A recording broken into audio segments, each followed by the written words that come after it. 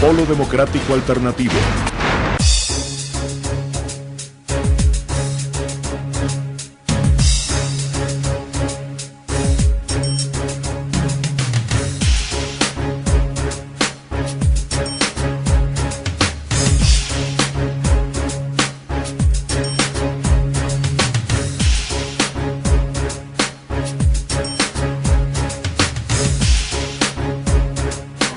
De otra parte, pues estamos en la presentación o en la aceptación de la candidatura de Leonidas Gómez, que como acabamos de oír, sin duda vamos a tener con quien librar una batalla en estas próximas elecciones.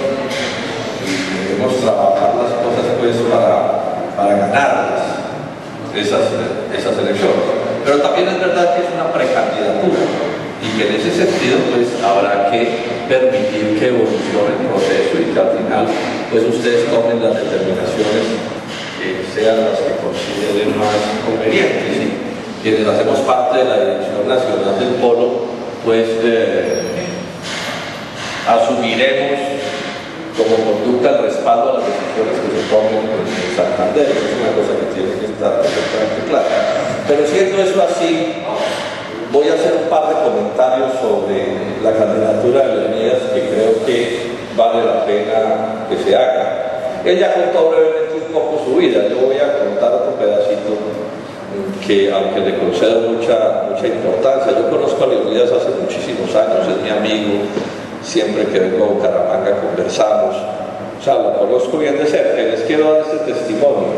Aunque cuando él no estaba pues en la lucha política de todos estos años, pues en la lucha política militante activa, siempre ha estado acompañando los puntos de vista democráticos que hoy, digamos, se encarnan en el Polo Democrático Alternativo. Yo lo he visto en todos estos años y son muchos. No les cuento tantos pues para que no se pongan a hacer cuentas, ¿sí? Pero en todos estos años siempre Leonidas Gómez ha tenido una actitud de independencia, de rebeldía, de no someterse a los poderes establecidos. Nunca lo he visto involuntario. Eso no es que este presidente, sino siempre Leonidas ha dicho no y no a todo ese, digamos, cúmulo de estafas políticas que a lo largo de décadas han pasado por este departamento y por este país. O sea que Leonidas es un hombre, digamos, del proyecto Polo, por llamarlo así, o del proyecto de la izquierda democrática desde siempre, aunque su actividad, digamos, diaria no haya sido la política, sino como él ya contó su historia. Esto, por supuesto, es una cosa valiosísima. Yo diría que es uno de los nuestros, desde siempre. Así no haya estado, digamos, en la figuración política, pero nunca se ha molestado. Siempre he contado yo con el respaldo de Leonidas para todas estas luchas que venimos liderando desde hace tiempo, y no solo los sino en general todos los trabajadores lo saben, la gente de abuso lo sabe, la gente de este departamento que está pendiente de estas cosas lo sabe. Lo segundo es esto, él ya lo mencionó, pero yo quiero hacerle una insistencia. El hecho de que Leonidas sea una persona con una carrera empresarial exitosa e importante en el departamento, hay que volverlo un activo de la campaña, si esa es la determinación que se termina tomando. ¿En qué sentido? Yo creo que el Polo encarna las ideas más correctas o las ideas correctas que necesita Colombia para transformarse. Eso lo encarnamos nosotros. Somos además la principal expresión de la izquierda democrática de este país actualmente, pero aquí se encarna lo principal. Pero el problema que tenemos es cómo ir más allá de lo que somos. Cómo ir más allá de lo que somos. Y cuando digo cómo ir más allá de lo que somos, no me quedo en la idea que es una idea plausible de la unidad de la izquierda, sino cómo ir más allá de la izquierda. Por supuesto, sin renunciar a nuestras convicciones. Ese es el problema que tenemos. O sea, que no somos, digamos, militantes de la izquierda democrática en Colombia, podemos ser 1 millón de personas, una cosa que importa. Eso sube y baja un poco dependiendo de las circunstancias, pero podemos estar por ahí. Pero resulta que aquí en solo electores hay 15 millones. O sea que hay un problema y es cómo ganarnos a los demás, porque es que la transformación de Colombia no la vamos a hacer importando ecuatorianos o argentinos o no sé qué, sino que nos toca hacerla con la gente de aquí. Y la gente de aquí no se siente de lo que nosotros nos sentimos, mucha gente, estoy diciendo. Luego el Polo tiene que combinar, a mi juicio, dos cosas claves. Uno, la firmeza del carácter y de lo que somos, y que no traicionamos nuestros puntos de vista, ni cambiamos de bando, ni nos entregamos por halagos o por engaños. Pero al mismo tiempo, cómo ampliamos la influencia de lo que somos y cómo llegamos a nuevos sectores. Y lo cierto es que aquí hay un sector enorme de la población colombiana que no tiene por qué sentirse representado en los poderes tradicionales de Colombia, porque es que no los representan. No los representan. Pero bueno, por cosas de la historia, digamos, de la izquierda democrática y por la propia manipulación de los poderes establecidos, nos presentan como lo que no somos, como lo que no plantea hoy el polo democrático alternativo. Entonces, por ejemplo, ayer estuve en una entrevista con Serrano Prada, el director del Frente. Él es un dirigente conservador, y conservador pues convencido, eso lo sabemos todos. Pero en algún momento me dice: senador, le voy a hacer una pregunta. Esa entrevista entiendo que se va a publicar completa el domingo. Le voy a hacer una pregunta que le ayuda. Le dice como, digamos, un acto de cortesía, pero está pues en su empresa. Entonces, en política son cosas, amabilidades que se estilan. Ustedes están por acabar con la propiedad privada, porque hay una conclusión muy grande, y aquí parte del trabajo contra ustedes es que dicen que el polo va a acabar con la propiedad privada. No, yo les explico que no, como en el ideal de unidad, eso está expresamente señalado, que de eso no se trata nuestro proyecto. Pero es lo que me dice, me está diciendo la pregunta, es que eso es lo que piensan en la calle. Y en un país de pequeños propietarios como este, porque este es un país de pequeños propietarios, donde la aspiración de tanta gente no es ni siquiera conseguir un buen empleo, sino lograr que su pequeño negocio, su chacita, su tienda, lo que sea, se convierta en una gran empresa. Y esa es una acusación gravísima contra una fuerza económica democrática. O sea, no son otros países donde el grueso de la gente son obreros y ese tipo de preocupaciones no lo rondan. O sea, ¿cuál es el sueño de un vendedor de mamoncillos en una esquina? Su sueño máximo es montar, Fernando, una transnacional de las ventas del mamoncillo y ser el rey del mamoncillo, Manolito de Mafalda. Y lo que está pensando en buena medida el pequeño campesino es: ¿cuándo me voy a volver el dueño de una hacienda? Y el taxista, ¿qué es lo que quiere? Así sean asalariados, ser dueño de 1000 taxis. En buena medida, por ejemplo, todo ese fenómeno de las mototaxis. Claro, eso es el rebus, ¿cierto? La desesperación de la gente, el sufrimiento de no ser solidarios con ellos. Pero ahí en el fondo también hay la idea de esto que les estoy mencionando. Esos pequeños propietarios no son, digamos, burgueses en el sentido estricto de la palabra, ¿cierto? Ni siquiera empresarios en el sentido estricto de la palabra, pero ese es su alma. Entonces aquí el problema de cómo el polo se les gana es un problema crucial, y eso tiene que ver con los imaginarios. Aquí Leonidas mencionó una cosa que es verdad: esos paros de las dignidades del año pasado y antepasado en parte fueron tan importantes porque se logró crear una inmensa unidad de campesinos, indígenas, obreros, agrícolas y sectores del empresariado. No va a ser que todos los empresarios, no, pero sectores. Y otros sectores que no estuvieron, por lo menos no se opusieron. Y en política, el éxito de la política es el arte de cuántos lo quieren a uno y cuántos no lo odian, cuántos no le tienen miedo. Eso es parte del asunto. Parte del asunto es eso. O sea, la gente que diga: no, yo no estoy de acuerdo con el programa, pero bueno, si tú estás haciendo una buena cosa, ¿cierto? Eso me facilita a mí el asunto, a que alguien diga: no, es que yo no voto por ese, pero es que además si me monta pues un listado de crímenes o de supuestos crímenes. Eso entonces se vuelve crucial, y el hecho de que Leonidas sea empresario manda un mensaje en esta dirección. En esta dirección, no solo de los empresarios, digamos, de verdad, que les estamos diciendo nosotros podemos coincidir con ustedes en temas así, hay otros temas en que no, porque tampoco se trata de que estas cosas todo el mundo tiene que volverse como un clon, ¿sí?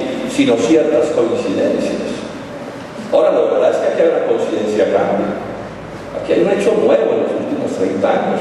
Viene desde antes, desde siempre, desde que Estados Unidos se toma a Colombia. Pero en los últimos y es un propósito del imperialismo de liquidar el aparato productivo nacional. Eso no son inventos nuestros, eso no es retórica. O sea, miren ustedes el fenómeno de la industria de Bucaramanga. El primer sitio de Colombia donde yo estuve hablando contra el libre comercio, en esos días la apertura de César Gaviria fue aquí en Bucaramanga, que me inventó la copa. Me invitó Pepe Amado, que algunos de ustedes lo deben conocer, que era un industrial importante en ese momento. Y yo vine aquí, tuve el exterior, ¿saben con quién estuvo el exterior? Con Rodrigo Marín Bernal, que era el ministro de Desarrollo, vino aquí a decirles a los industriales que no iba a pasar nada. Y si ¿saben quién le hizo de segunda voz? Con Gustavo Petro, que ya en esos días estaba bastante volatado. Y yo me quedé como un loco, diciendo que con la apertura los iban a quebrar. Y después pude volver, como 2 o 3 o 5 años después, y me encontré con muchos de esos industriales se habían enloquecido porque la ruina los terminó enloquecidos. O sea, es objetivo que aquí hay sectores de la producción que están siendo liquidados y los van a liquidar todos los días más.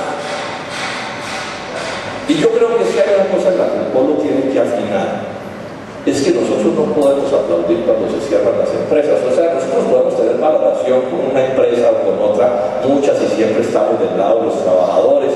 Yo estuve ayer acompañando la protesta de los compañeros de la electrificadora de Santander. Pero una cosa que sí no puede permitir la izquierda que haga carrera es que a nosotros nos alegramos cuando se cierran las empresas. Eso es una cosa que es imposible. O sea, nunca nadie el pensamiento de la izquierda ha apuntado a que se cierren las fuentes de empleo. Eso necesitamos que el país lo sepa, porque nos calumnian en ese sentido. O sea, entonces ven o presentan o manipulan el hecho de que seamos amigos de los sindicatos y los sindicalistas y los pliegos de peticiones y las comisiones colectivas, no lo convierten en que es que lo que queremos es que se cierren, digamos, los centros de producción. Si eso nosotros no somos capaces de aclararlo, no vamos a poder prosperar. No solo porque no podamos ganarnos a sectores del empresariado medio alto, sino porque abajo los manolitos y los campesinos y el pequeño comerciante y el de San Andresito y el taxista no nos van a ver como gente que podamos representarlos. Esto yo sé que es un debate, pero está en el ideario del pueblo de una u otra manera planteado. Entonces simplemente digo esto porque creo que ser reunidas es que es prueba que en las condiciones de Colombia esas dos cosas pueden ir juntas. Tener una carrera, digamos, económica exitosa y al mismo tiempo tener un punto de vista patriótico, nacionalista, democrático, antiimperialista, ¿cierto? Que es finalmente lo que estamos proponiendo. Estos son temas que pienso yo deberíamos debatir a profundidad, porque estoy convencido que de otra manera no va a ser posible avanzar. O sea, aquí nuestro pleito es en buena medida contra las transnacionales. Digo yo, el pleito fundamental, tenemos 1000 debates más. Pero es que nos están convirtiendo en una colonia. Y una colonia es sinónimo de destrucción del aparato productivo y de empobrecimiento y de tercerización de todo y de rebusque. Y como gran cosa, cuenta propicia. Y es el país de lo que está lleno. Y esos son los sectores que hay que ganarse, además de los sectores obreros propiamente dicho. O sea, necesitamos avanzar con una política de convergencia nacional de gran amplitud. Esto, por supuesto, suscita 1000 debates y hay que mirarlo con detenimiento y no se pueden exagerar las cosas y hay matices porque las cosas son complejas, pero repito que aquí hay un tema de debate que deberíamos debatir con tranquilidad. Yo estoy planteando aquí que es una, digamos, terna nuestra en ese sentido, y no se trata tampoco, se lo digo de manera clarísima, de decir que esto tiene que ser exactamente así como lo digo, pero lo planteo para que sea parte del debate y lo miremos cuidadosamente. ¿Cómo nos vamos a ganar a las capas medias de Colombia? ¿Cómo nos vamos a ganar? Y no solo al pobre, ¿cómo nos ganamos a las clases medias de Colombia? Y ahí van sectores bien importantes del empresariado, ¿no? Cómo neutralizar las aguas. Luego, el segundo punto que quiero mencionar es este. En la reunión de marzo del Comité Ejecutivo del Pueblo, la que tomó la decisión del voto a conciencia, que era la manera de permitir en un criterio unitario que hubiera votos diferentes dentro del pueblo en la segunda vuelta presidencial, no me voy a referir exactamente a eso ni a las contradicciones que después se presentaron, sino a que ese día, además aprobamos por unanimidad que el polo sería oposición a cualquiera de los dos candidatos que uno ganara entre los señores Santos y Silva. O sea, ese día tomamos dos decisiones en el comité ejecutivo. Uno, el voto a conciencia. Y dos, somos oposición. Esa segunda es una decisión de gran importancia. En parte aparece porque yo digo, no, si aquí va a haber otra conciencia, hay que orientarla a otra cosa. Porque una cosa es abrir una puerta para que se pueda tomar una decisión completamente puntual, cuya posición, digamos, termina el día en que se ejerce ese derecho a votar a conciencia. Y otra cosa es que cuáles son nuestras distancias con este par de personajes. Entonces, con todas las letras, somos y seremos oposición programática a los señores Sánchez. Si después de las elecciones ha habido debates dentro del polo, tiene que ver con este segundo punto. O sea, esa es nuestra posición, esa es la que vamos a mantener, o no, o la vamos a cambiar.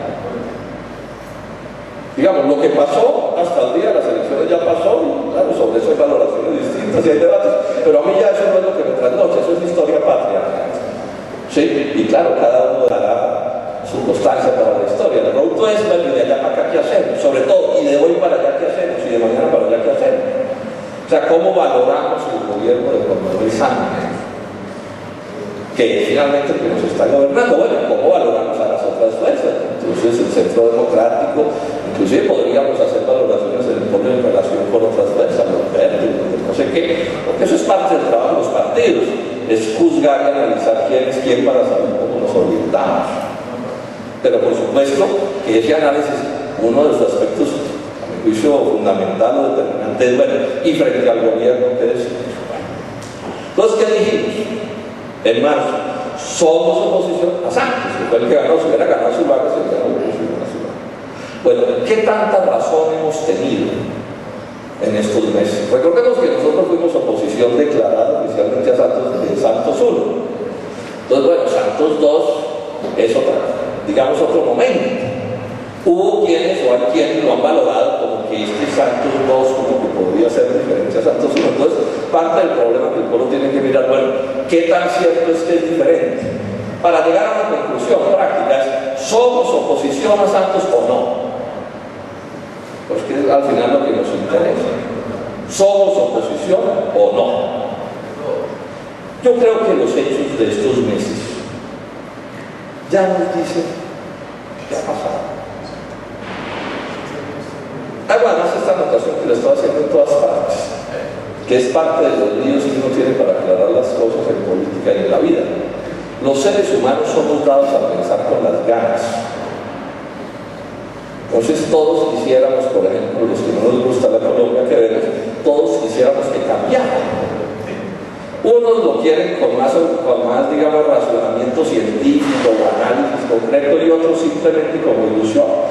Y los colombianos somos muy dados a ilusionarnos y llenarnos de sueños, y en parte cambian los presidentes en los países para que el nuevo estafador que llegue con su capacidad de engaño 0 kilómetros. Por eso es que tienden a fracasar las reelecciones, y en los países en general eso nos gusta mucho, porque claro, es más fácil engañar 4 años que engañar 8. Bueno, con Santos eso se supone que no debería suceder, porque uno dice, bueno, ¿cómo así que el señor va a ser distinto? El 6 de agosto es uno y el 7 de agosto es otro, pues eso es medio chile. Pero bueno, como somos dados a pensar con las ganas, todos tenemos una cierta tendencia en ese sentido, sobre todo la gente, digamos, que mira, estudia menos las cosas. Yo les cuento esto, los seres humanos compramos loterías por esto. O sea, uno no compra lotería realmente para ganársela, uno sabe que eso no se lo va a ganar, pero compra el derecho a soñar. Y por eso es bueno, cuando compre lotería, cómprenla con harta anticipación, ¿cierto? Sí, porque usted la compra 6 meses antes, tiene 6 meses con derecho a soñar. ¿Sí? Y esto, a mi tía tan querida le voy a regalar una casa. A mi primo que ha sido medio mierda, ese no le doy nada. Y uno organiza el mundo a la perfección, y claro, hasta que llegue el día inexorable, no se ganó nada. Pero bueno, dice un poco de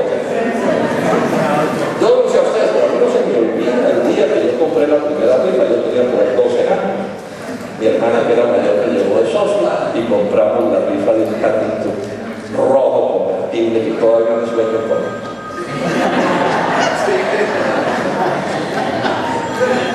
Bueno, y en política nos pasa lo mismo, eso es a lo que juega. O sea, ¿cuál fue el discurso de Santos durante toda la campaña? No, es que en la segunda parte sí vamos a hacer lo que no pudimos hacer en la primera, que es que o ya hicimos unas cosas pero viene lo mejor y todo eso. Ese es el juego, la política en un país como Colombia, en proporciones muy grandes, es el arte de engañar, es el arte de mentir, es el arte de confundir, de presentar las cosas como no son. Bueno, entonces, miremos un poquito dos o tres cosas que a mí me pasaron. ¿Qué ha cambiado esto? Nada. No ha cambiado absolutamente nada. O sea, todo el lío de los TLCs y del libre comercio, que es el problema estructural de la economía colombiana, cero modificación. Hay mango en el TLC con Corea. Son unas especies casi que de enfermos. Si uno no supiera los negocios que hay detrás, pensaría que están locos. O sea, un déficit de balanza de la cuenta corriente miedoso. El petróleo hundiéndose. O sea, todas las dificultades. O sea, aquí no hay sino líos. El país está al borde que se revienta su economía.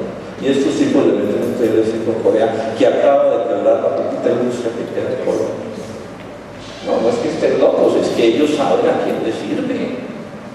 O sea, ustedes miran, uno de los principales importadores de bienes coreanos es alto financiador de las campañas presidenciales de Santos. Pero no es que estén locos. Entonces, por ahí, ¿qué esperanza? Ustedes han visto ministro más defensor de las EPS que el señor Alejandro Gaviria. Es una cosa bochornosa.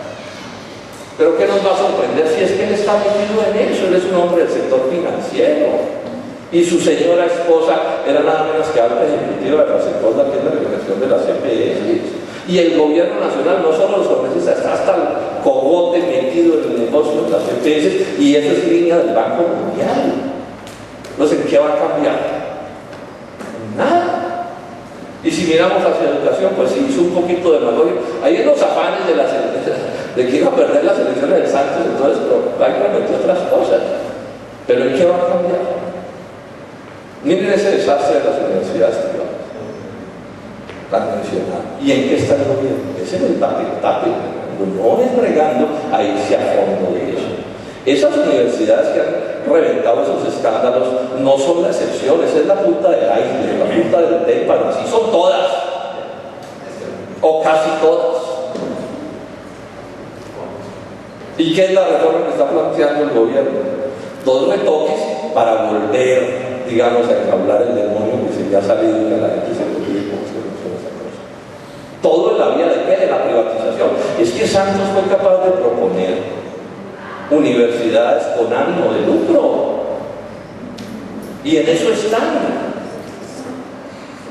Y eso de las universidades con ánimo de lucro es tan reaccionario, es tanto lo que induce a la mala calidad de la educación, que busquen, pongan en Google Francisco Piedrahita, que es el rector de ICESI, una universidad privada en Cali, y él les explica con todo detalle cómo eso es un desastre.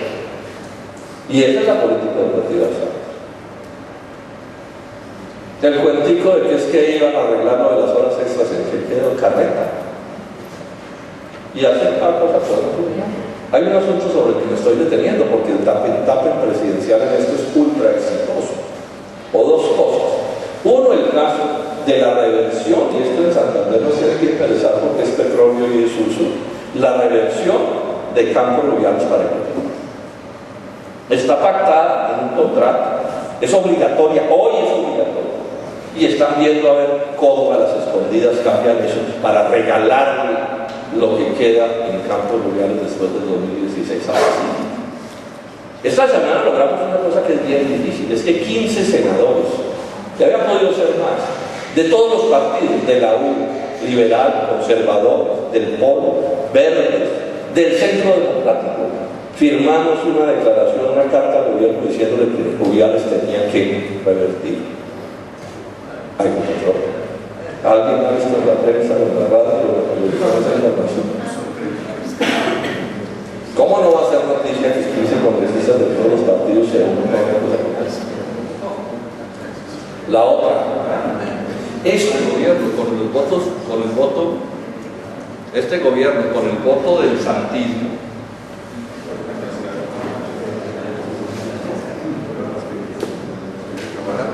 este gobierno, o el Congreso mejor, con el voto unido de todos ellos, de Unidad Nacional y Centro Democrático, aprobaron la vinculación de Colombia a la OTAN. Son palabras recontramayores, y más en el llamado presidente de la paz. Es que la OTAN es un instrumento de guerra colonialista de Estados Unidos y las potencias europeas. Ese es el aparato militar más tenebroso que hay en el mundo. Bueno, y Colombia ya quedó metido ahí. Ahora, eso es claro, como todas sus astucias, no, es que es apenas cooperación no sé qué. Pero tienen un problema, es que El Tiempo publicó, y ojalá lo busquen y lo lean, aparte de una carta del vicepresidente Biden de Estados Unidos, dirigida a Santos, en donde le dice esto es increíble, yo lo tuve que leer como 3 veces. Le dice: señor presidente, aceleren el proceso de paz, porque si hay proceso de paz exitoso, las tropas que sobren en Colombia, la OTAN las necesita en los escenarios de guerra. Pero no solo eso. Cuando Santos estuvo en Europa en estos días, en esa especie, en esa indignidad, además como de pedir limosna, porque eso, no sé a ustedes, pero a mí me dio vergüenza ajena. La dignidad es parte de la vida de la gente, de los países y de los gobiernos y de los estados. Pero al final no era solo que estaba pidiendo limosna, no, estaba vendiendo este pan. La Deutsche Welle, DW, póngalo en internet, contó cómo Santos había hecho compromisos con los europeos, con la Unión Europea, para enviar tropas colombianas a Ucrania. Y están conversando, dice la información, para poner una fragata, un barco de guerra colombiano en la zona del Cuerno de África,